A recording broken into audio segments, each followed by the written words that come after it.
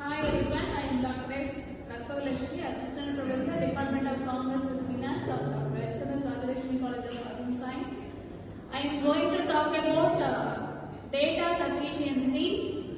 The data sufficiency under a skill-based subject. The data sufficiency is given the information improperly. The solution will be find out from the question. Each information is carried clearly, and also the solution will be given as from the statements. So here we have one example. How much was the total sale of the company? How much was the total sale of the company? Here the statements are given. First statement is the company sold 8,000 units of product A. Each costing rupees 25. So here the company has sold 8,000 units of product A, and each product has a cost of rupees 25. Totally 2 lakhs will be coming. So the first statement is over. The second statement is the company has no other product line. Here clearly has given the company has no other product line. So the statements are given here as product A only is provided by the company, and also the total sales will be 8,000 into rupees 25. 2 lakhs amount will be sold. So here, what are the options given here?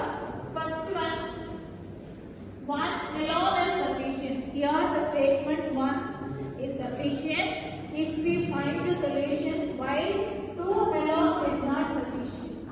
2 alone is not. If we left statement 2 is whether 1 is adopted, the final answer will be totally 2 lakhs, but the product A only here is given, so it will be confused. So we go with option B. 2 alone is sufficient, while 1 alone is not sufficient. So again the statement 1 is not here we taking, and the second option is second statement is sufficient.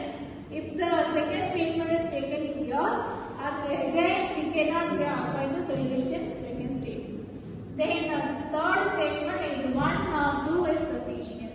Whether either 1 or 2. If we take a 1 statement or 2 statement, that will be trouble to make the solution. Then D, option D, neither 1 or 2 is sufficient. Neither 1 or 2. We have to take both the statements here because both statements are relevant to the question for find out the solution. So neither 1 nor 2, that is here both should be taken. So finally both 1 and 2 are sufficient. This is the answer. We can have the solution from the question. Total sales of the company is 2 lakhs. The both statements, if we take product A costing rupees 25 and no other product line is taken. So if we take 2 statements only, we can have the solution option E. This is the data sufficiency of skill-based subject. So data sufficiency is given 2 statements. Under 2 statements, we have to analyze critically, and also each statement will be having sufficient data. If we take 1 or 2 statement, whether we can arrive the solution, that is the analytical stage.